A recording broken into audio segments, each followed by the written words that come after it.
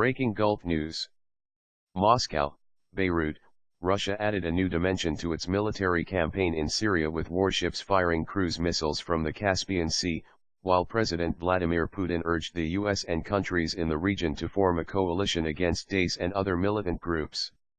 Defense Minister Sergei Shoigu reported that Russian bombers had hit 112 targets in Syria since the campaign began on September 30 and that the intensity of the strikes is increasing. Naval vessels in the Caspian 500 kilometers away fired 26 missiles at 11 objects on Wednesday, destroying them all, Shoigu said. Russia should continue to work with our foreign partners, Putin told Shoigu in a meeting shown on Russia 1 state television.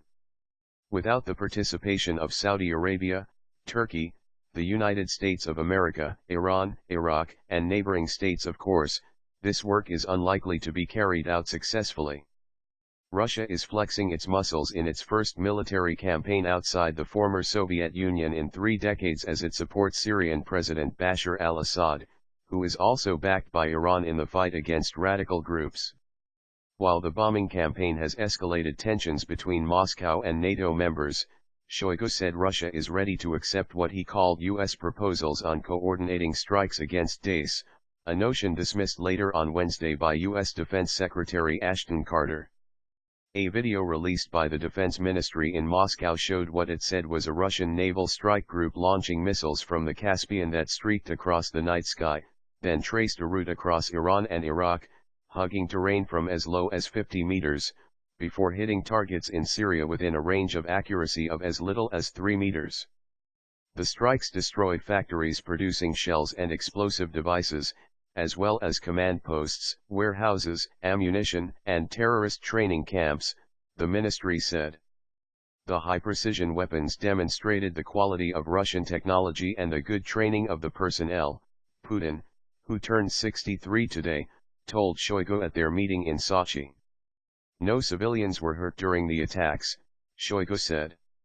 Russia's ability to strike is limited by the number of aircraft it has in Syria and the danger of having its people on the ground, Ruslan Pukhov, head of the Moscow-based Center for Analysis of Strategies and Technologies, which advises the Defense Ministry, said by phone. The cruise missiles allow Moscow to diversify its options, with the added bonus of letting the military test its latest toys in a real theater of war. The Russian strikes were coupled with a ground offensive by Syrian government forces and allied gunmen against Islamist and opposition groups in several areas in the northern outskirts of Hama, the UK-based Syrian Observatory for Human Rights said in an emailed statement. 5 people including children were killed by Russian bombs in the northern outskirts of Hama, the observatory said. US and Turkish officials, and Syrian opposition groups, have said Russia's airstrikes have mainly targeted moderate rebels seeking to topple al-Assad. Russian and US experts will discuss technical details on coordinating strikes, Shoigu said. Despite what the Russians say, we have not agreed to cooperate with Russia so long as they continue to pursue mistaken strategy and hit targets other than Daesh, Carter, the US Defense Secretary, told reporters in Rome.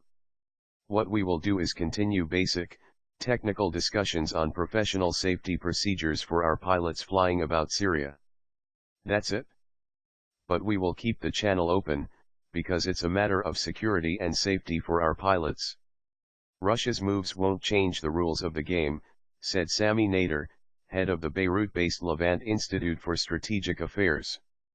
The Russians and the Americans have different objectives in Syria, he said.